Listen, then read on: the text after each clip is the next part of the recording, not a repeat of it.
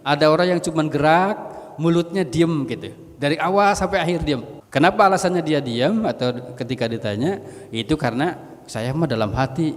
Padahal yang namanya qauliyah itu bukan di dalam hati, di dalam mulut, di mulut diungkapkan. Walaupun itu cukup kedengaran oleh diri sendiri.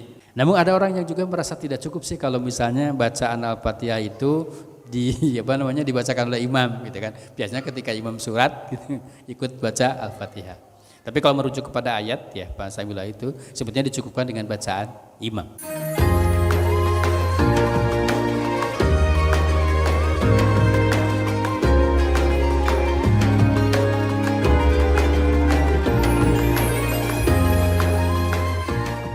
Assalamualaikum warahmatullahi wabarakatuh. Alhamdulillahirabbil alamin wassalatu wassalamu ala sayyidina Muhammadin wa ala alihi washabihi ajmain. Amma ba'du. Segala puji semua nikmat adalah milik Allah Subhanahu wa taala. Kita patut bersyukur kepadanya. Semoga kita termasuk hamba-hambanya yang senantiasa mentaatinya, menjalankan perintahnya dan menjauhi larangannya. Salah satu perintahnya adalah beribadah kepada Allah Subhanahu wa taala. Semoga semua ibadah kita, barusan kita telah melaksanakan sholat maghrib berjamaah dan ibadah-ibadah lainnya, Allah menerimanya dan semoga kita wafat dalam keadaan husnul khotimah. Amin ya rabbal alamin. Salawat dan salam semoga Allah limpahkan Nabi kita yakni Nabi Muhammad sallallahu alaihi wasallam, keluarganya, para sahabatnya, para tabinya, para tabiin-tabiinnya dan pengikutnya hingga yaumil kiamah kelak, dan semoga kita mendapatkan syafaatnya dari beliau. Bapak semua jamaah, insyaallah kita akan melanjutkan kajian yang sebelumnya. Kita sudah memulai tentang Kitabus Shalah, kewajiban tentang sholat, yang mana sholat ini merupakan salah satu rukun Islam dan di dalam kajian fikih merupakan salah satu bagian dari fikih ibadah, dan bahkan mungkin kita lebih bisa melihat bahwa ibadah itu identiknya biasanya dengan sholat karena rutin dilakukan sebagai ritual sehari-hari 5 kali atau 5 waktu dalam sehari semalam. Jazakumullah, memang sholat ini merupakan salah satu ibadah yang kewajiban atau rukun Islam yang istimewa karena Allah memberitakannya pada Rasulullah SAW, langsung memanggil beliau dengan melalui Isra dan Mi'raj. Dan oleh karena itu juga ada penjelasan bahwa bagi seorang mukmin sholat itu merupakan mi'rajul mukminin. Mi'rajnya seorang mukmin adalah sholat. Jadi ketika kita melaksanakan sholat, kalau Rasulullah langsung dipanggil ketika mendapatkan kewajiban sholat ini, mi'rajnya langsung gitu.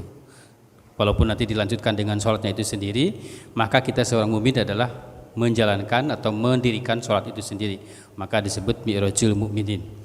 Maka tidak aneh kalau kita juga mendapatkan penjelasan tentang bagaimana sholatnya para sahabat, itu luar biasa gitu. Contoh kasus misalnya Ali bin Abi Thalib ketika sholat itu adalah merupakan sarana bagaimana supaya tidak sakit ketika anak panahnya dicabut dari tubuhnya ketika setelah perang. Begitu juga sahabat-sahabat lain, Umar bin Khattab dan sebagainya. Sehingga Umar bin Khattab ketika beliau misalnya ditikam itu waktu sholat, maka beliau karena udah konsentrasinya penuh dalam sholat, maka itu tidak merasa apa-apa gitu ya. Bahkan banyak itu kasus-kasus para sahabat itu luar biasa sholatnya. Kalau Rasulullah jangan ditanya lagi. Para sahabat juga luar biasa sholatnya, karena memang sholatnya mereka itu luar biasa, betul-betul konsentrasi kepada Allah, dan sholat itu bagi mereka merupakan kenikmatan tersendiri gitu ya.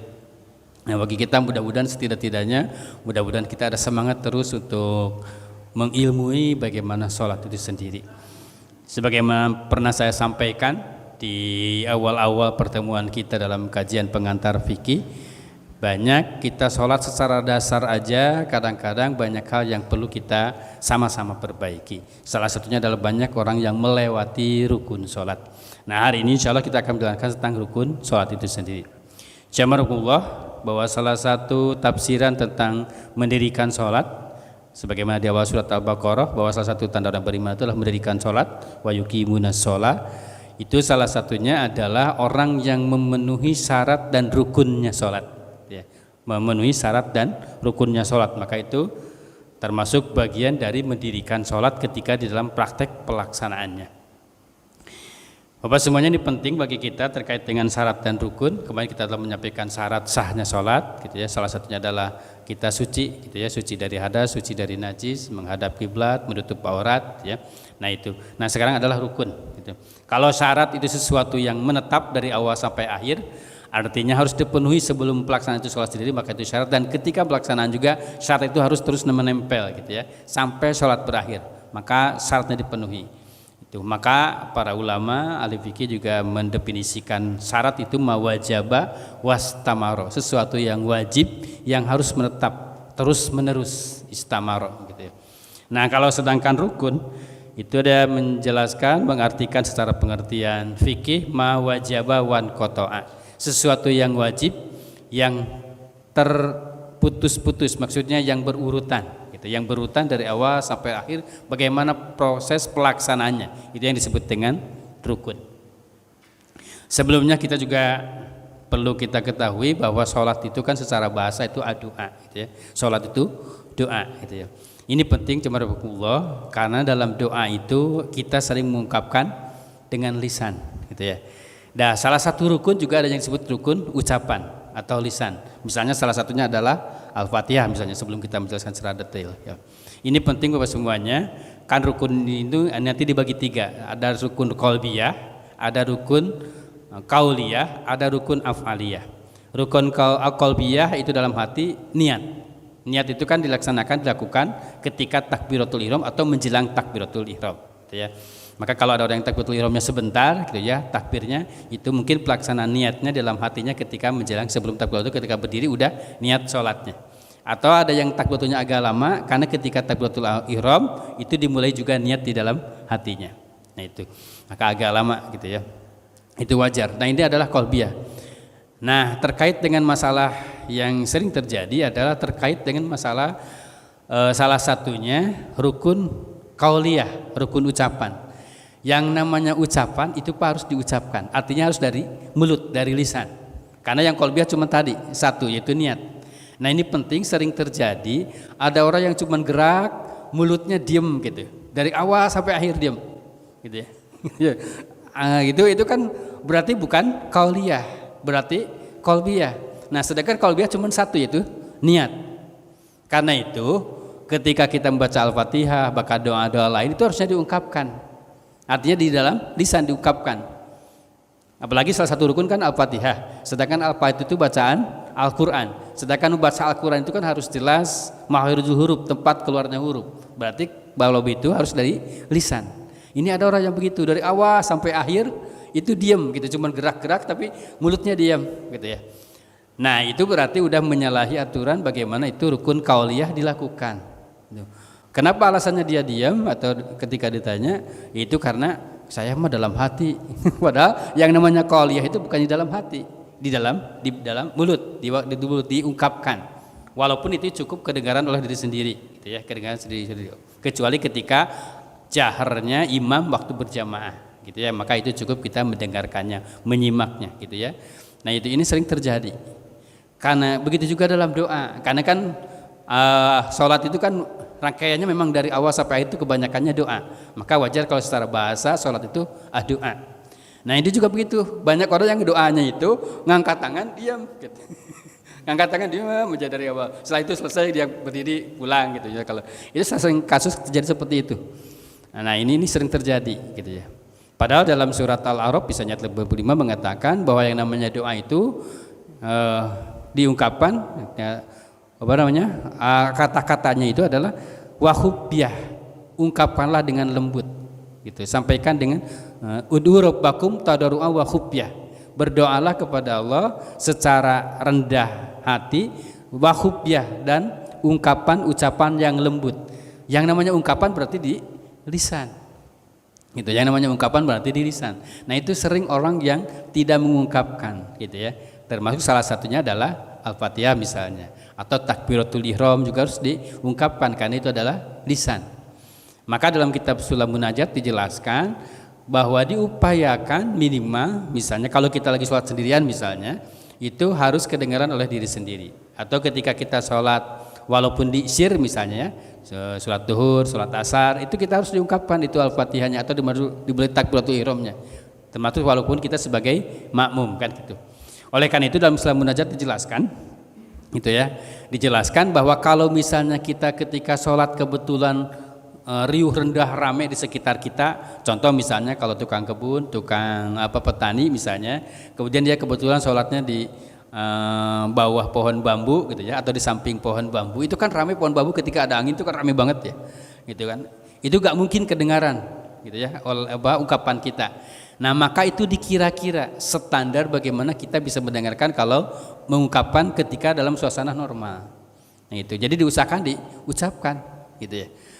Nah maka dikira-kira ketika itu kan kita misalnya rame suara gitu ya, maka itu dikira-kira. Atau misalnya kita kebetulan sholat misalnya di mushola di samping jalan raya, itu kan ramai banget, misalnya lagi padat, apalagi Jakarta misalnya, suara klakson lagi macet segala macam gitu ya, ada suara motornya gitu. Nah maka itu dikira-kira seolah-olah kita itu seukuran kita mendengar ungkapan kita pada diri kita sendiri, gitu. Karena ternyata setelah saya jelaskan begitu, ada orang yang belajar ngaji waktu itu salah satu seorang yang udah lumayan gitu ya, usianya hampir menjelang 60 menjelang pensiun. Oh gitu ya Ustadz, saya baru tahu kalau ucapan itu atau kalau bacaan-bacaan sholat itu termasuk al-fatihah itu harus diungkapkan. Iya, harus dilisankan karena itu merupakan rukun qauliyah, ya rukun ucapan. Karena yang rukun qauliyah cuma satu, yaitu tadi niat. Nah itu ini penting karena banyak yang orang yang tidak sesuai koridor yang seharusnya, bahwa yang namanya ungkapan itu atau ucapan itu harus diucapkan di lisan. Seperti itu. Ini hanya pengantar sebentar terkait dengan masalah rukun, ya terutama rukun bacaan, Pak. Nah, ini. Jadi tidak boleh diam, gitu ya. Hati itu mentadaburi apa yang kita ucapkan. Kalau kita memanai apa yang kita ucapkan, maka itu akan membantu kita khusyuk, gitu ya. Membantu kita fokus, gitu ya. Nah kan salah satu bentuk khusyuk itu adalah justru kita fokus apa yang kita lakukan. Nah maka kalau kita ungkapkan dengan lisan, kemudian hati kita mengikuti, maka insya Allah akan membantu kehusyuan sholat kita, gitu ya. Nah, justru malah kalau misalnya ketika kita lisan kita diam, kemudian cuma dalam hati, bisa jadi malah ketika kita awal takbiratul ihram, tahu-tahu kita salam, karena kita ketika awal takbiratul ihram timbul rencana kehidupan. Saya mau ke sini, mau melakukan ini gitu kan, kadang begitu. Itu setan sudah mengganggu kan ketika kita mulai takbiratul ihram kan. Nah itu, maka timbul rencana hidup gitu ya. Seperti itu. Bahkan konon katanya kalau ketika mulai sholat itu sesuatu yang tadinya hilang susah itu ketemu ketika sholat. Oh kunci mobil saya itu di situ. Itu ketika sholat kan, gitu kan, karena diingatkan oleh setan itu diganggu gitu ya. Kan setan itu konon ketika azan itu kan kabur. Nah, ketika mulai sholat lagi dia datang lagi kan. Salah satu mengganggu yang sholat yaitu kita karena kita ada perencanaan hidup gitu ya. Tahu-tahu kita sudah selesai salam gitu ya. Karena pikirannya udah kemana gitu. Nah itu dengan lisan kita ungkapkan, kemudian hati kita membantu gitu ya, mentadaburi, mengartikan gitu, apa yang dia ucapkan, maka insya Allah itu salah satunya membantu kehusuan kita walaupun kita memang masih tingkat dasar seperti itu. Baik kepada semua yang disebut dengan rukun sholat itu ada apa aja gitu ya. Yang namanya rukun itu kan tadi yaitu sesuatu yang wajib yang merupakan rangkaian gitu ya. Man kotoa, jadi rangkaian dari satu langkah ke langkah berikutnya. Nah, saya coba ambil salah satu referensinya dari kitab Takrib, gitu ya. Kalau dalam kitab Sapina itu beda ya. Nanti dalam kitab Riyadul Badiah juga beda. Kemudian dalam kitab Fiqih Sunnah itu ada beberapa beda hitungan, gitu ya. Nah, menurut kitab Takrib itu rukun sholat itu ada 18, Pak. Ada 18. Dalam kitab Sapina ada 17. Nah itu sebetulnya sudah terperinci yang 17 itu.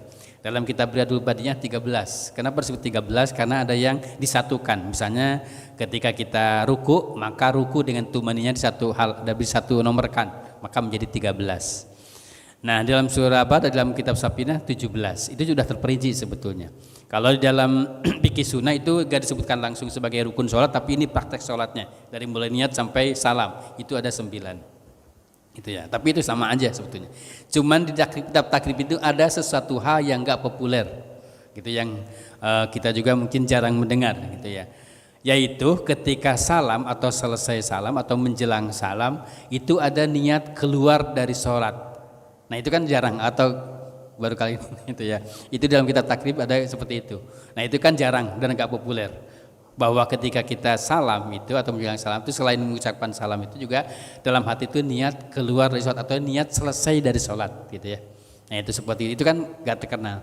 Nah itu nomor 18-nya ada itu salah satunya. Jadi kalau misalnya ada berbeda pendapat tentang masalah ya jumlah rukun, maka insya Allah kita tidak akan aneh. Oh gitu ya, yang 13 karena alasannya begini, yang 9 begini, yang 18 ini. Nah ini yang dalam kata takrib ini ada 18 itu tadi.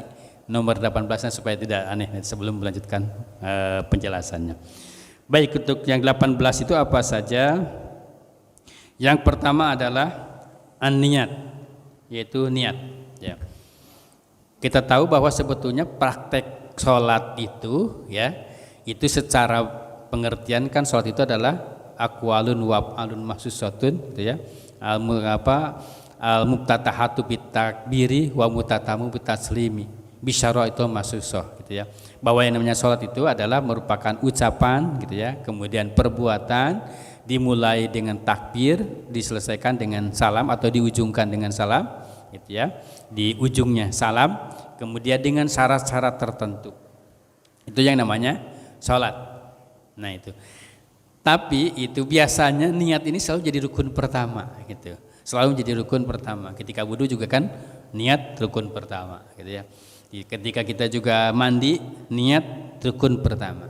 Nah, walaupun demikian sebetulnya prakteknya ketika kita melakukan rukun ini, rukun niat itu ketika memulai gerakan yang dilakukan di awal sesuatu tersebut. Kalau misalnya ketika wudu, ketika kita membasuh muka, maka itu niat disampaikan dalam hati.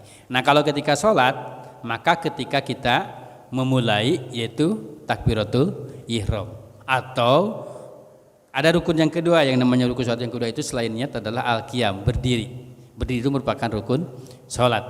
Nah, maka kalau orang yang misalnya ketika berdiri kemudian takbiratul ihramnya sebentar, maka wajar kalau misalnya takbiratul ihramnya sebentar, Allahu Akbar misalnya sebentar banget, itu mungkin ketika dia berdiri itu udah niatnya udah selesai. Gitu. Maka takbiratul ihramnya sebentar, gitu ya. Nah itu, kalau bahasa UAS itu ada yang niatnya di dalam, ada yang niatnya di luar. Niatnya di luar itu adalah niat disampaikan ketika berdiri, bukan di waktu takbiratul ihram. Tapi kalau orang yang menganggap bahwa gerakan mulai sholatnya itu adalah takbiratul ihram, maka niat itu diungkapkan ketika takbiratul ihram, takbir yang pertama. Itu yang disebut dengan takbiratul ihram. Ini kalau kata-kata ihram kita ingatnya pada pakaian ihram gitu ya, haji. Atau kata-kata haram gitu ya. Nah, kenapa disebut ihram gitu ya? Nah, kalau misalnya kembali ke ngerujuk kata haram gitu, kenapa disebut takbiratul ihram? Karena ketika kita mulai takbir ketika sholat gitu ya, sesuatu yang tadinya halal, sesuatu yang tadinya boleh menjadi haram. Maka disebut takbiratul ihram. Contohnya apa? Makan, minum, itu kan tadinya boleh. Tapi kalau makan minum itu dilakukan ketika sholat, maka menjadi tidak boleh. Maka disebut haram gitu ya. Nah, mungkin kita misalnya makan di waktu sholat, mungkin aja Pak, mungkin. Misalnya kita habis makan, selesai makan, waktu masuk sholat kita wudu sholat, kebetulan misalnya gosok giginya mungkin cepat atau gak gosok gigi dulu, ada sesuatu makanan yang misalnya nyelip, gitu ya, di gigi kita, gitu ya. Nah, misalnya kadang-kadang misalnya gigi kita aktif gitu ya, menggerak-gerak karena ada sesuatu makanan kayaknya masih nyelip nih. Kebetulan tadi baru makan sate gitu, satenya nyelip di gigi kita gitu, gitu ya, misalnya gitu ya. Nah, padahal kita udah mulai takbiratul ihram.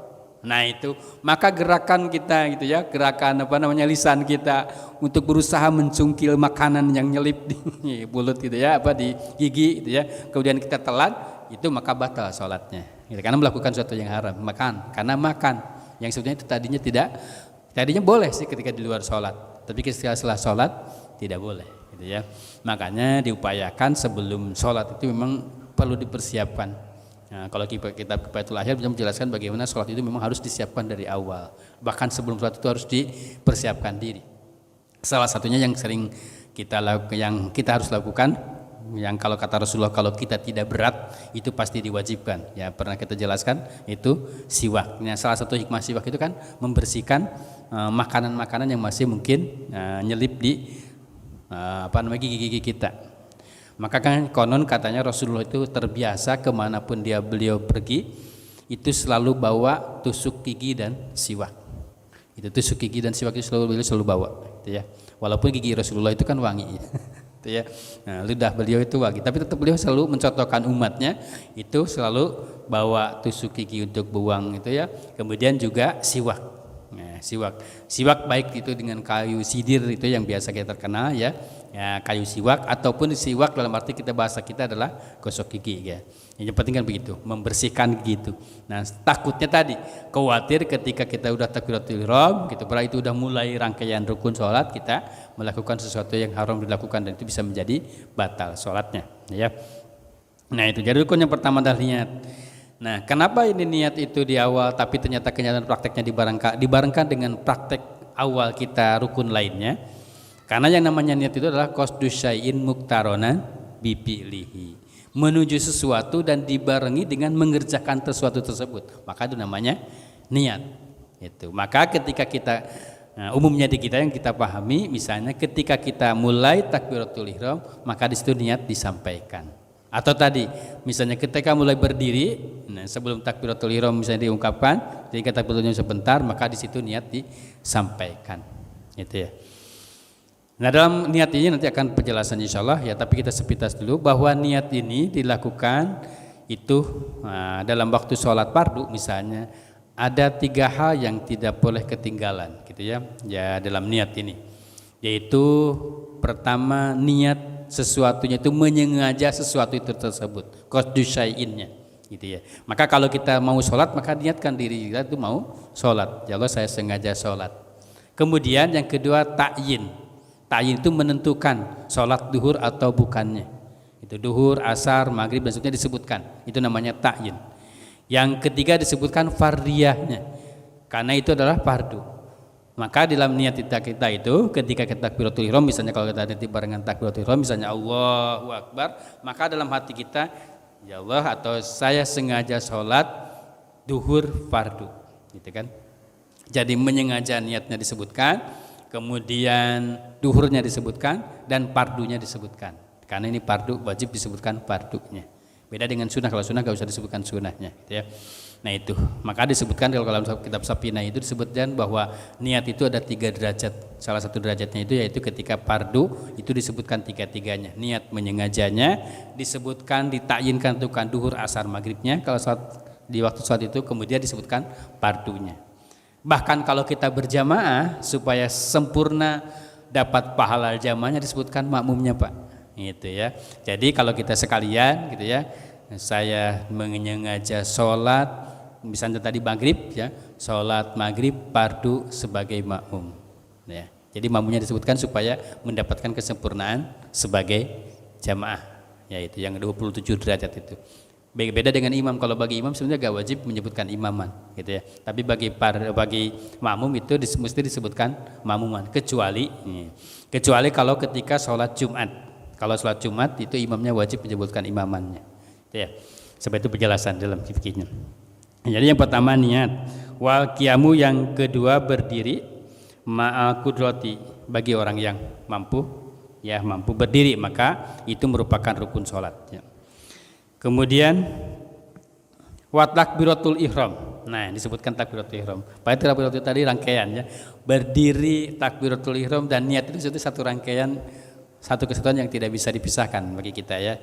Jadi ketika berdiri satu sisi lain juga kita takbiratul ihram diungkapkan dengan lisan tadi, di dalam hati mulai niat.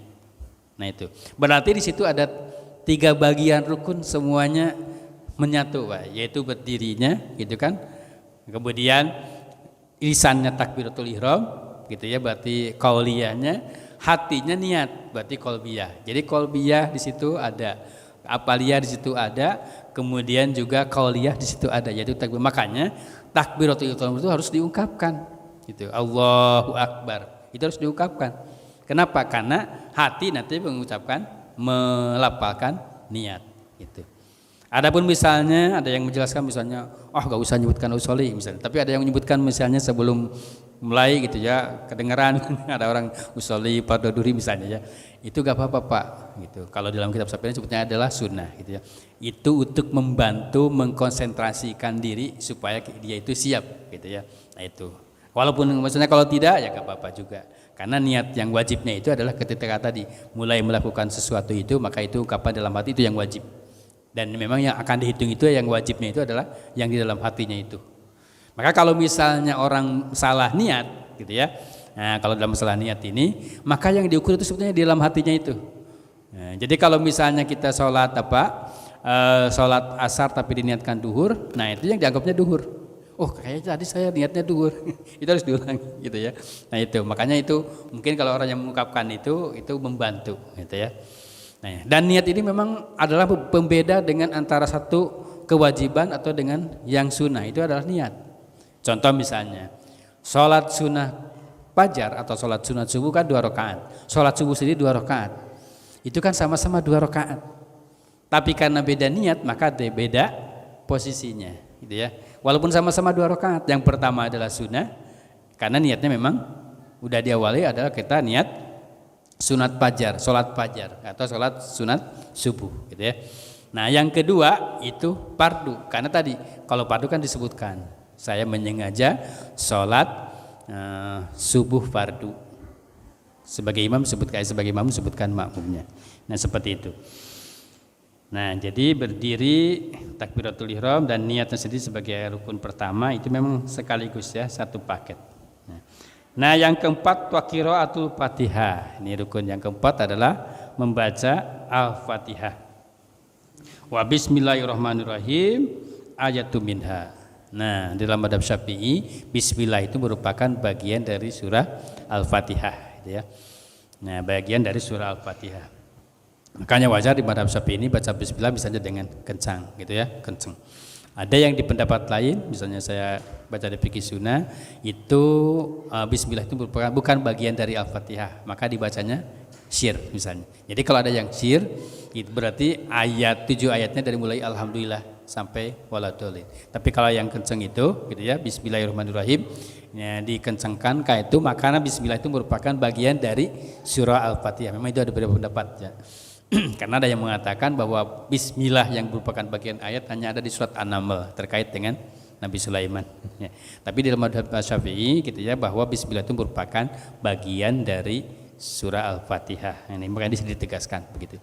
Nah Al-Fatihah ini kan merupakan rukun, oleh karena itu maka kita wajib baca Al-Fatihah. Dan tadi disebutkan bahwa Al-Fatihah itu merupakan bagian dari rukun qauliyah, maka kita harus diungkapkan, dilisankan gitu ya, dilisankan. Kecuali tadi ketika berjamaah maka cukup kita mendengarkan imam gitu ya.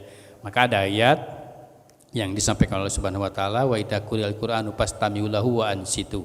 Apabila dibacakan ayat Al-Qur'an maka dengarlah dan diamlah. Nah ini asbabun nuzulnya adalah ketika Rasulullah menjadi imam itu kadang-kadang makmum juga ikut sama-sama baca. Nah itu Rasulullah bisa terganggu gitu ya. Nanti maka turunlah ayat ini. Maka ketika kita berjamaah dan bacaannya jahar gitu ya, misalnya sholat maghrib rakaat pertama dan kedua, sholat isya, sholat subuh, maka cukup kita menyimak gitu, mentadaburi ayat yang dibacakan oleh imam gitu ya, pastami'u lahu wa ansitu. Jadi dengarkan kemudian kita diam. Dan ini pun sebetulnya juga berlaku di luar sholat. Kalau misalnya ada yang membacakan Al-Quran itu sebaiknya kita mendengarkan dan mendiam gitu, seperti itu. Nah, termasuk di dalam sholat. Nah, sholat itu karena memang asbabul nuzul diantaranya seperti itu. Rasulullah ketika jadi imam, kemudian makmum juga ikut baca, maka ada ayat turun yang ini. Nah, tapi kalau ketika misalnya sholatnya tadi sir, itu berarti dari awal, misalnya sholat duhur, sholat asar, atau rakaat ketiga, rakaat keempat, maka kita juga wajib membaca Al-Fatihah, gitu ya, membaca Al-Fatihah. Namun ada orang yang juga merasa tidak cukup sih kalau misalnya bacaan Al-Fatihah itu dibacakan oleh imam gitu kan. Biasanya ketika imam surat gitu, ikut baca Al-Fatihah. Tapi kalau merujuk kepada ayat ya bahasa Bila itu sebetulnya dicukupkan dengan bacaan imam gitu. Seperti itu ya. Kemudian ini udah 4 rukun ya. Niat, berdiri, takbiratul ihram, membaca Al-Fatihah. Nanti kita mudah-mudahan di waktu kita akan sama-sama baca Al-Fatihah itu ya. Mudah-mudahan. Kemudian yang selanjutnya adalah ruku. Nah, ruku itu hampir satu akar kata dengan rakaat ya Pak. Nah, kata ruku ini. Makanya kalau kita masbuk gitu ya, ketika masbuk dan di saat itu imam dan para jamaahnya sedang ruku gitu, maka kita langsung ruku, itu dihitung 1 rakaat. Makanya wajar ya kalau misalnya, walaupun ada berbeda pendapat ya, bahwa kalau orang yang ketika berjamaah kemudian ikuti ruku sempurna dengan imam atau dengan jamaah lainnya, itu namanya masbuk, itu nyusul ya. Tiba-tiba ketika misalnya imamnya itu pas datang kita ke masjid atau kemana ke tempat berjamaah itu sedang ruku, maka kita langsung takbiratul ihram ya, diniatkan tadi seperti mana yang disampaikan di awal, kemudian kita ruku, ikut ruku gitu ya. Nah maka orang yang ikut ruku itu dihitung 1 rakaat. Maka rakaatun 1 rakaat dengan ruku itu 1 akar kata. Maka ada pendapat ulama dalam fikih itu kalau kita ikutin ruku maka dihitung 1 rakaat gitu ya, 1 rakaat. Nah ini kasusnya dalam sejarahnya disebutkan bahwa pernah Ali bin Abi Thalib itu telat sholat subuh gitu ya, gara-gara ada nyebutnya orang Yahudi, ada gara-gara mengatakan bahwa Ali bin Abi Thalib itu sangat sopan sama orang tua itu ya, di depannya ada orang tua dia tidak mau mendahului, yang sebagian orang Yahudi, sebagian itu setan, itu mengganggu beliau gitu ya. Nah ketika beliau sampai ke masjid, Rasulullah rukunya lama. Nah itu dipertanyakan oleh para sahabat yang lain, kenapa rukunya lama? Nah ternyata bahwa Rasulullah ketika ruku itu ditahan oleh malaikat Jibril supaya nunggu datangnya Ali gitu ya. Dan Ali datang, wah Ali bersyukur karena masih keburu berjamaah sama Rasulullah dan ikut ruku gitu ya. Oleh karena itu maka dia ada pendapat bahwa kalau kita mulai ikut ruku maka disebut 1 rakaat gitu ya. Dan karena Ali itu ketika datang itu mengucapkan alhamdulillah, maka itu yang jadi konon yang menjadi ungkapan ketika berdiri, sami Allahu liman hamidah gitu ya. Allah Maha mendengar orang yang mengungkapkan pujian kepadanya, sami Allahu liman hamidah, itu diantaranya seperti itu rangkaiannya. Nah itu walaupun ada pendapat lain bahwa yang disebut 1 rakaat itu sempurna ya, termasuk Al-Fatihah. Tapi nah ini dalam kasus ini maka bisa dijadikan dalil bahwa 1 rakaat itu dihitung mulai sejak ruku gitu ya. Nah itu. Nah ini rakaat yang keempat. Nah ruku ini nih dijelaskan di dalam kitab fikih sunnah juga sama, insyaallah berdasarkan beberapa hadis ya. Kemudian juga di sini dijelaskan. Nah ketika ruku itu kita diposisikan, diusahakan bahwa kita itu seperti sedatar gitu antara punggung dengan kepala gitu ya. Ya setidak-tidaknya dengan pundak gitu ya. Dan ketika ruku itu tangan kita supaya memang itu rukunya ajek gitu ya, itu tangan kita memegang lutut gitu ya, atau ya di lutut, disimpan di lutut, kemudian jari-jari kita agak dilebarkan gitu ya, yang seperti itu. Ini karena ada orangnya juga ada kelebihan gitu ya. Itu kadang-kadang tangannya itu sampai ke bawah melewati lutut. Nah, tapi saya baca syarahnya dalam kitab takrib ini, dan ternyata saya juga baca di fikih sunnah berdasarkan beberapa hadis Nabi, itu tangan Rasulullah itu ketika ruku itu di lutut tangannya gitu ya, di lutut. Nah, seperti itu. Nah, kalau dicontohkan seperti ini Pak ya. Jadi kita ketika ruku, ini tangan ini disimpannya di lutut ya, seperti ini. Ya, di lutut. Nah, ada orang yang misalnya semuanya begini gitu ya. Atau ada orang yang ragu-ragu kayak gini. Itu kalau ditendang itu agak mudah jatuh sebetulnya. Maka kalau di sini itu lebih, sebenarnya satu sisi itu juga enak gitu ya, nyaman. Dan itu lebih kuat, lebih. Ada juga yang kelebihan begini ya, sehingga si kepala kalau lebih rendah. Tapi kalau begini itu pas gitu ya. Seperti itu. Nah itu dijelaskan juga dalam beberapa hadis seperti itu contohnya. Bahwa Rasulullah itu ketika ruku itu tangannya disimpan di lutut dan tangannya biasa gitu ya, artinya jatuh di bukan ya, di parah bukan biasa juga seperti itu ya, di dalam ya. Nah ini rukunya. Nah kemudian waktu manina fihi, dan tumanina ketika ruku artinya tenang, diam gitu ya. Namanya tumanina itu adalah as-sakinah ba'dal harokah, diam, tenang, tanpa gerakan setelah melakukan gerakan, itu namanya tumanina. Jadi kalau ketika ruku tidak boleh goyang Pak, apalagi misalnya pantatnya digoyangkan, nah, seperti itu. Jadi tenang, itu namanya tumanina ya. Jadi tumanina itu kalau dalam kitab lainnya dijelaskan bahwa tumanina itu diam tanpa gerakan seukuran minimal ukuran bacaan 1 kali subhanallah, 1 kali tasbih. Gitu ya. Mungkin kalau dihitung 1, 2, 3 tek gitu ya. Nah, lebih daripada itu mendingan tasbih ya. Jangan dihitung. Jadi subhanallah gitu. Atau ketika ruku kita ada baca khusus kan ya namanya subhanarabbiyal adzim wa bihamdi atau subhanarabbiyal adzim gitu ya.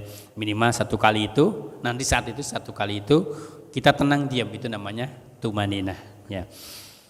Kemudian yang selanjutnya adalah warobu.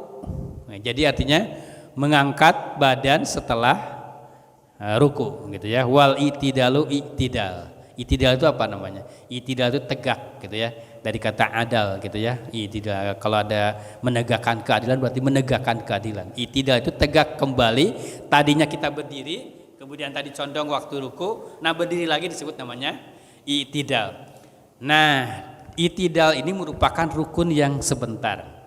Maka dalam kitab kitab Iyanut Tholibi disebutkannya adalah ruknu sogir atau disebutnya rukun yang sebentar, gitu ya. Rukun yang sebentar atau ruknul qalil, sebentar. Namun ini yang paling fatal, banyak orang yang ketinggalan di sini. Ya. Jadi yang namanya itidal itu kan tegak kembali. Itu tegak artinya berdiri seperti semula waktu sebelum ruku, itu namanya itidal. Ini banyak kasus orang yang belum tegak udah langsung ruku sujud, condong sujud. Berarti itu ada 2 rukun yang ketinggalan. Karena di situ ada wa tumaninatu fihi, harus tumaninah di dalam itidal. Gitu ya. Jadi kalau orang misalnya belum tegak berdiri karena buru-buru atau apa ya, itu langsung misalnya dia condong sujud, maka ada 2 rukun yang kelewat. 1 itidalnya, yang kedua tumaninahnya. Maka wajar kalau ada kasus ketika Rasulullah di masjid ada yang sholatnya buru-buru gitu ya. Ulangi lagi, kamu tidak sholat. Ulangi lagi, kamu tidak sholat sampai berkali-kali gitu ya. Sehingga Rasulullah mengajarkan. Mungkin itu salah satu kasusnya adalah ada rukun yang kelewat seperti tadi. Kasus itidal, dan ini sering terjadi. Ya, sering terjadi. Maksudnya ada sering, walaupun saya gitu kadang gak memperhatikan sengaja, tapi sering terjadi. Yaitu tadi, pertama orang yang belum tegak udah langsung ke bawah, gitu buru-buru. Itu 2 rukun kelewat. Atau sudah tegak tapi belum tumaninah. Yang namanya tumaninah tadi, yang namanya tumaninah itu kan as-sakinah badal harokah, diam sejenak tanpa gerakan setelah melakukan gerakan, itu namanya tumaninah. Nah, ini ada orang yang kadang-kadang gerakan-gerakan yang memang itu berkelanjutan gitu ya, sehingga belum diam gitu ya. Misalnya ketika dia berdiri tangannya berayun-ayun gitu ya, itu kan ayunnya misalnya kencang. Nah, itu kalau memang di bahasa ini sangat ini ya, sangat teliti gitu, sangat rapi ataupun juga hati-hati. Salah satu adalah kalau gerakannya itu kencang gitu ya, maka bisa jadi itu membatalkan sholat, tidak tumaninah gitu ya. Itu ada orangnya seperti itu. Jadi belum tegak berdiri ini ya. Kemudian kasusnya, kemudian dia condong tadi ya. Misalnya kan kalau tadi ruku itu condong ya. Condong, kemudian kita waruku paling tidak gitu ya. Sunahnya juga mengangkat tangan. Itu ada orang yang masih begini gitu ya. Langsung ke bawah. Maka itu baru rukun. 1 itidal dan kedua tumaninah. Atau dia tegak tapi masih gerak misalnya. Jadi ada kelanjutan ya. Jadi setelah ini gitu ya masih gerak terus ke bawah. Nah, itu kan belum tenang. Padahal jadi namanya tadi tumaninah itu adalah as-sakinah bada harokah, diam sejenak tanpa gerakan. Jadi kalau misalnya ada gerakan gitu ya, begini ya, atau apakah kanan atau apa ya. Nah, itu solusinya diam dulu, diam. Mau kayak dianya begini lagi boleh, mau begini boleh ya. Tapi yang penting diam dulu. Seukuran 5 subhanallah. Tapi kalau bacaan itu kan ada bacaan ya. Rabbana walakal hamdu dan seterusnya. Nah, itu diam dulu. Dan baru kita ke bawah. Dan ini itidal ini merupakan tadi ruknul qasir. Jadi rukun yang sebentar. Tapi itu jadi karena itu rukun, kalau tadi orang yang masih gerak kemudian ke bawah karena belum tumaninah berarti melewati 1 rukun, itu berarti belum dihitung 1 rakaat. Kalau belum dihitung 1 rakaat, apalagi kalau diulang lagi, keduanya begitu lagi, belum dihitung, belum itu berarti seolah-olah sama tidak sholat. Wajar kalau tadi Rasulullah menegur orang yang tadi sholatnya buru-buru, kamu tidak sholat. Salah satu karena mungkin ada rukun yang kelewat. Itu karena itu itidal itu berdiri tegak itu adalah rukun. Ya. Nah, itu belum tegak udah condong atau udah mau melakukan sujud. Atau tadi belum tenang udah berdiri tapi tadi masih ada gerakan gitu ya. Maka itu belum tumaninah, berarti ada satu rukun yang kelewat yaitu tumaninahnya. Nah ini sebentar ya. Ini baru sampai sini ya. Insya Allah mudah-mudahan nanti bisa dilanjutkan. Nah supaya kita ini sebetulnya lebih kepada karena insya Allah sudah pada tahu ya rukun sholat itu. Tapi sambil mengkoreksi sama-sama mengkoreksi kalau yang sering terjadi. Karena ini sering kasus Pak, sering terjadi seperti itu. Gitu ya. Walaupun saya agak sengaja perhatikan karena ya kita di lingkungan yang bermasyarakat gitu ya di tempat berjamaah itu sering terjadi seperti itu. Ya sering terjadi seperti itu dan hal ini menjadi fatal karena belum sempurna rakaatnya. Ya kalau nggak sadar berarti sama aja dengan tidak sholat itu tadi. Yaitu karena memang hak sholatnya tidak dipenuhi. Ya hak sholatnya yaitu rukunnya tidak dipenuhi. Jadi tenangnya, kemudian atau tumaninahnya ataupun juga rukunnya sendiri. Ya jadi berdiri tegak itu namanya itidal.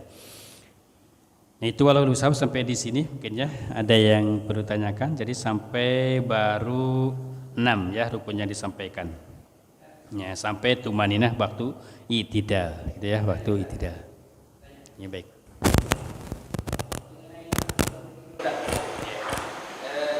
Selama ini saya melihat bermacam-macam fakta yang begini ya kan.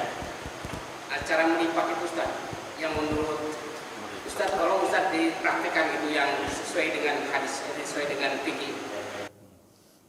Yang paling penting adalah sebetulnya sih mengangkat tangannya itu sunnah Pak ya. Mengangkat tangannya sunnah. Nah kalau ada yang diputar saya juga belum tahu di mana. Gitu ya. Yang jelas ketika Rasulullah di penjelasannya, nah ngangkat tangan juga Pak sebetulnya kadang orang yang banyak ngangkat tangan itu kayak balas ya. Sambil menimpan ya sebenarnya sih gak apa-apa ya. Sebenarnya hukumnya sunnah. Cuman kalau ingin itu sunnah mengangkat tangannya dilakukan, itu salah satunya Rasulullah mencontohkannya itu adalah selurusan dengan pundak atau di bawah telinga ya, di bawah telinga atau seluruh dan ininya menghadap kiblat ya. Cuma ada orang yang mengangkatnya kayak tanggung banget gitu ya. Malas gitu ya. Berarti bisa sedatar dengan pundak ataupun di bawah telinga. Kalau saya seperti itu ya. Nah, kemudian setelah itu baru nyimpan tangan ya, menyimpan. Jadi enggak usah ada kalau saya kayaknya dari mana? Saya belum lihat. Tapi sebenarnya setelah itu disimpan, ya, yaitu tangan kanan memegang pergelangan tangan kiri, seperti itu. Nah, yang saya lakukan seperti itu, ya, dan itu yang biasa saya terima seperti itu cara takbiratul ihram itu ketika mengangkatnya. Ya. Dan sebetulnya wajib itu tadi ungkapan Allahu Akbar. Kalau mengangkat tangannya sunnah. Maka saya pernah menyampaikan bahwa mengangkat tangan itu sunahnya di 4 waktu, di 4 kondisi. Salah satunya ketika takbiratul ihram. Ya. Kalau yang di situ misalnya, kalau misalnya yang sholatnya ada tasyahud awal itu 4 waktu kita mengangkat tangan. Tapi kalau misalnya di waktu sholat yang tidak ada tasyahud awal, seperti halnya sholat subuh ya atau sholat sunnah, kan sholat sunnah 2 rakaat itu berarti 3. Ketika takbiratul ihram, ketika kita mau ruku, ketika kita itidal. Nah kalau yang ada tasyahud awal, ketika takbiratul ihram, ketika mau ruku, ketika itidal dan berdiri setelah tasyahud awal. Jadi tidak semua setiap rakaat mengangkat tangan. Nah gitu. Jadi misalnya rakaat ketiga kan gak ada tasyahud awal tuh, maka tidak disunahkan mengangkat tangan. Jadi mengangkat tangan itu di tempat waktu, tempat keadaan kalau sholat yang ada tasyahud awal seperti sholat zuhur, asar, isya gitu ya, dan maghrib. Nah kalau misalnya tidak ada tasyahud awal seperti subuh, berarti 3 waktu, yaitu ketika takbiratul ihram, ketika ruku dan ketika itidal. Dan itu sebetulnya hukumnya sunnah. Tapi walaupun sunnah, ya lebih baik dilakukan supaya dapat pahala kan gitu. Nah, tadi mungkin sepintas seperti itu ya Pak ya, mengenai takbiratul ihram gitu ya. Tapi yang wajibnya itu yang menjadi rukun adalah ungkapan Allahu Akbar-nya, gitu ya. Dan Allahu Akbar itu nanti ada aturannya, kalau takbiratul ihram itu harus ungkapannya Allahu Akbar. Tidak boleh diganti dengan yang lain, misalnya Allahu Rahman, tidak boleh Pak. Dan tidak boleh dibalik, misalnya Akbar Allahu atau Akbar lillahi, tidak boleh. Harus ungkapannya urutan seperti tadi, Allahu Akbar. Apa susahnya? Ya memang mudah seperti itu. Tapi ya bisa jadi orang yang kreatif, nggak tahu kan? Itu kan nggak boleh kreatif ya. Kan pernah ada orang yang kreatif di dalam sholat, misalnya diterjemahkan dengan bahasa Indonesia, langsung diungkapkan bahasa Indonesianya aja gitu ya. Nah itu termasuk tadi aturan takbiratul ihram, misalnya Allahu Akbar, Allah dulu baru kata Akbar gitu ya. Nah seperti itu dia. Nanti ada aturannya ungkapan takbiratul ihram, insyaallah seperti itu. Ada yang lain? Mudah-mudahan cukup jelas ya. Ya silakan.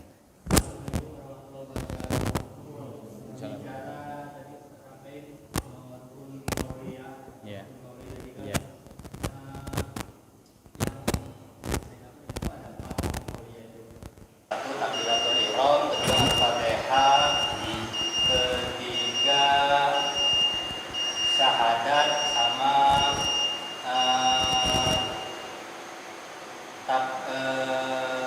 takbir intikal 4.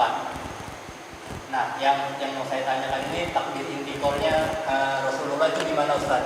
Karena kalau saya dulu diajarin adab waktu takbir intikal itu kan ada antara yang pergerakan yang panjang sama yang pendek.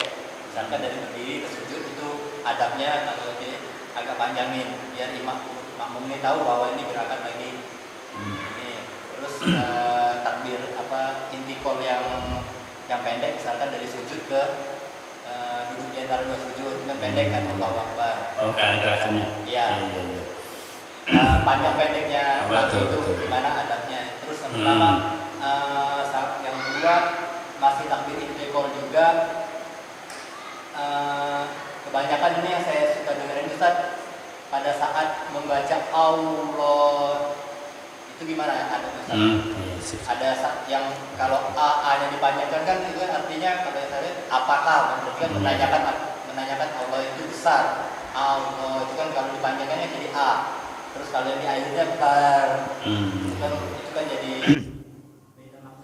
ya, baik, nanti sebetulnya secara perincinya nanti akan dijelaskan aturan mengucapkan takbiratul ihram. Ada, tidak boleh misalnya kapnya di kol-kolahkan, banyak ya. Nanti ada aturannya. Tidak boleh dipanjangkan di ba pakai alif misalnya, banyak ya. Nah itu. Ya, intinya sebetulnya Allahu Akbar itu ketika mengucapkan Allah, di Allahnya itu adalah 2 harokat, yang lainnya pendek. Itu sebetulnya intinya. Namun ada catatan lain, itu ketika kita misalnya seorang imam itu ya mengomandai bahwa itu dia berdiri ketika setelah misalnya rakaat ketiga atau setelah tasyahud, kan itu agak ke panjang ke atas ya. Ada gerakan yang lama gitu ya. Itu sebetulnya terutama untuk memberikan tahu bagi orang yang tidak melihat langsung imam gitu ya, terutama bagi yang kalau misalnya di berjamaah, ada jamaah perempuan yang misalnya di samping pakai hijab kan kelihatan itu bahwa oh ini lagi berdiri, itu ada sedikit dipanjangin sedikit, tapi di Allahnya itu tetap ungkapannya itu Allahnya aja yang dipanjang, itu di depan Allahnya itu Allahu Akbar misalnya. Nah yang lain-lainnya tidak boleh dipanjangin. Nanti ada sebetulnya aturan mengucapkan lafaz jalalah dan lafaz akbar ketika takbiratul ihram. Nanti insya Allah ada bab tersendiri sebetulnya Pak. Nah, seperti itu intinya. Cuman yang takbir pertama yang disebut dengan takbiratul ihram ini hukumnya wajib karena itu rukun. Seperti itu. Nah kalaupun takbir yang berikutnya adalah ungkapannya itu atau ucapannya itu sunnah. Dan sebaiknya gitu ya, bagi kita yang berjamaah itu jarak antara imam dengan makmum itu jangan terlalu jauh gitu ya. Ketika imam menyebutkan bar, maka kita mulai Allahu Akbar. Itu yang menjadikan kesempurnaan kita berjamaah, itu diantaranya. Karena ada orang yang kreatif juga Pak, banyak. Padahal dalam ibadah itu tidak boleh kreatif Pak. Walaupun saya gak sengaja gitu, misalnya pernah di suatu masjid itu ada imam, ada makmum, padahal imamnya itu, karena waktu saya masuk ke belakangan, imamnya itu kayaknya udah masuk ke Al-Fatihah kan udah lama. Dan kebetulan itu sholat sir ya, sholat duhur, sholat asar. Dia itu doa dulu gitu ya. Padahal imamnya udah mulai, dia doa dulu, bahkan doanya 3 kali gitu. Itu doa apa yang diucapkan dia gitu. Jadi saya jadi penasaran walaupun gak nanya langsung karena takut tersinggung. Ada doa sebelum mulai sholat gitu ya. dia doa apa gitu. Karena dia setelah itu doa ngusap ngusap muka, kemudian doa lagi. Doa ada 3 kali diulang-ulang. Baru setelah itu dia takbiratul ihram. Padahal imamnya udah lama di depan. Nah itu kan kreatif ya, padahal itu tidak boleh kreatif dalam sholat itu. Padahal dalam aturan berjamaah diantaranya adalah jarak antara imam dan makmum tidak boleh berjauhan. Kalau di awal normal gitu ya, kecuali kalau yang masbuk kan masuk nanti lain lagi. Ya kalau masbuk kan di mana posisi imam dan jamaahnya posisi itu, maka itu langsung mulai seperti itu, takbiratul ihram langsung mulai gitu ya. Karena ada orang juga kalau ketika berjamaah, ini sepintas saja, itu kalau berjamaah itu nunggu posisi sama kan gitu ya. Misalnya ketika antara imam sama jamaahnya lagi sujud gitu ya, tunggu dulu sampai berdiri baru dia takbiratul ihram gitu. Padahal seharusnya ketika imam dan makmumnya lagi sujud, ikut aja langsung takbiratul ihram langsung sujud. Atau misalnya ketika imam dan jamaahnya lagi duduk antara 2 sujud misalnya, maka kita langsung yang masbuk yang nyusul langsung takbiratul ihram langsung duduk ngikutin imam itu. Iya. Tapi ada yang begitu, berdiri dulu, nanti setelah posisinya sama-sama berdiri baru dia mulai takbiratul. Padahal nanti itu dapat pahala jamaah itu akan dihitung gitu, walaupun itu tidak dihitung 1 rakaat ya. Karena 1 rakaat itu kalau tadi mulainya ketika ruku kan itu. Langsung, karena yang namanya kata Rasulullah, yang namanya imam itu diangkat untuk diikuti. Itu untuk diikuti. Makanya posisi imam seperti apa, maka itulah yang harus kita ikuti. Termasuk misalnya ketika rakaat kita beda dengan imam. Imam kan kalau ketika tasyahud akhir, itu kan posisi duduknya duduk tasyahud akhir begini. Dan kita misalnya baru datang dan kita disunahkan untuk ikut sebagai jamaah. Atau misalnya kita rakaat kedua sedangkan mereka udah rakaat keempat mau salam. Maka kita duduknya sama dengan imam. Gitu. Cuma jangan lupa setelah imam salam kita berdiri melanjutkan itu. Maka kata Rasulullah tuh imam itu diangkat untuk diikuti. Itu. Posisi imam seperti itu. Itu ya. Itu diantaranya. Wallahu a'lam bishawab. Ada yang duluin gerakan imam tuh kan. Kadang-kadang pas sujud imamnya kan takbir intiqalnya Allahu Akbar baru. Ada makmumnya yang duluin. Wah, ya harusnya gitu tadi. Ngikutin posisi imam di mana jamaah-jamaah lainnya. Gak usah nunggu dulu harusnya kan. Gitu itu, seperti itu. Nah, gitu. Jadi ya kalau misalnya tadi pokoknya imam itu jarak antara imam dengan makmum itu tidak boleh berjauhan tadi ya. Kayak tadi misalnya doa dulu gitu ya sendirian seperti itu. Atau bisa tadi ketika imam posisi di mana, maka makmum itu ngikutin. Gitu ya, makmum itu ngikutin. Ketika misalnya makmumnya udah tasyahud awal, katakanlah ketika tasyahud awal itu kan ketika datang itu mereka udah tasyahud awal misalnya ya, rakaat kedua, maka kita langsung takbiratul ihram langsung duduk tasyahud awal. Jangan nunggu dulu selesai tasyahud awal baru ketika berdiri baru kita takbir gitu ya. Posisikan sama kayak nyanyi aja disamakan suaranya seperti itu ya. Jadi itu enggak usah itu. Kita langsung mulai langsung ikutin gitu ya kalau kita berjamaah. Dan itu tetap dapat pahala walaupun enggak dihitung 1 rakaat ya, dapat pahala karena itu kita sudah melakukan kebaikan dari awal. Wallahu a'lam bishawab gitu ya. Sudah cukup mungkin ya. Insyaallah kita berdoa kepada Subhanahu wa taala karena kita ketika di majelis ilmu insyaallah para malaikat berkumpul. Mudah-mudahan Allah Subhanahu wa taala mudahkan semua urusan kita, anak-anak kita anak yang saleh-salehat, keluarga kita sakinah mawaddah warahmah, dan juga kita mendoakan saudara-saudara kita di Palestina mudah-mudahan mendapatkan kemenangan. Allah lindungi mereka dan para musuh-musuh Allah, musuh-musuh agama Allah, Allah hancurkan dengan sehancur-hancurnya. Di barakatil Quran Al-Fatihah. A'udzubillahi minasyaitonir rajim. Bismillahirrahmanirrahim. Alhamdulillahil alamin. Arrahmanirrahim. Maliki yaumiddin. Iyyaka na'budu wa iyyaka nasta'in. Ihdinas siratal mustaqim. Siratal ladzina an'amta 'alaihim ghairil maghdubi 'alaihim waladdallin. Amin. Astagfirullahaladzim, astagfirullahaladzim, astagfirullahaladzim. Alhamdulillahirabbil hamdan yuwafi ni'amahu wa mazida. Ya Rabbana lakal hamdu kama yanbaghi li jalali wajhika wa 'azimi sultanik. Allahumma shalli ala sayyidina Muhammad wa sayyidina Muhammad kama shallaita ala sayyidina Ibrahim wa ala sayyidina Ibrahim wa barik ala sayyidina Muhammad wa ala sayyidina Muhammad kama barakta ala sayyidina Ibrahim wa ala sayyidina Ibrahim fil alamin innaka Hamidum Majid. Rabbana dalamna anfusana fa lam takfirna wa tarhamna lanakunanna minal khasirin. Rabbana qina wa dayna warhamhum kama rabbana sigara. Rabbana qbil lana wa li إخواننا الذين سبقونا بالإيمان ولا تجعل في قلوبنا غلا ربنا إنك رؤوف رحيم وتب علينا إنك التواب الرحيم ربنا لا تؤاخذنا إن نسينا وأخطأنا ربنا ولا تحمل علينا إصرا كما حملت من قبلنا ربنا ولا تحملنا ما لا طاقة لنا به واعف عنا واغفر لنا وارحمنا أنت مولانا فانصرنا على القوم الكافرين اللهم اصلح لنا ديننا عصمة أمرنا واصل لنا الدنيا التي فيها معاشنا واصل لنا آخرتنا التي إليها معادنا واجعل الحياة زيادة في كل خير واجعل راحة من كل شر ربنا هب لنا من أزواجنا وذريتنا قرة أعين واجعلنا للمتقين إماما ربنا وآتنا من كل ما من أمرنا رشدا اللهم انصر المسلمين والمجاهدين في فلسطين وفي سوريا وفي كل مكان اللهم أعز الإسلام والمسلمين اللهم سلمنا والمسلمين وعافنا والمسلمين ربنا آتنا في الدنيا حسنة وفي الآخرة حسنة وقنا عذاب النار وقنا عذاب النار وقنا عذاب النار وادخلنا جنة مع أبرار يا رب العالمين سبحان ربك رب العزة عما يصفون وسلام على المرسلين والحمد لله رب العالمين. Wabillahi taufiq wal hidayah. Assalamualaikum warahmatullahi wabarakatuh.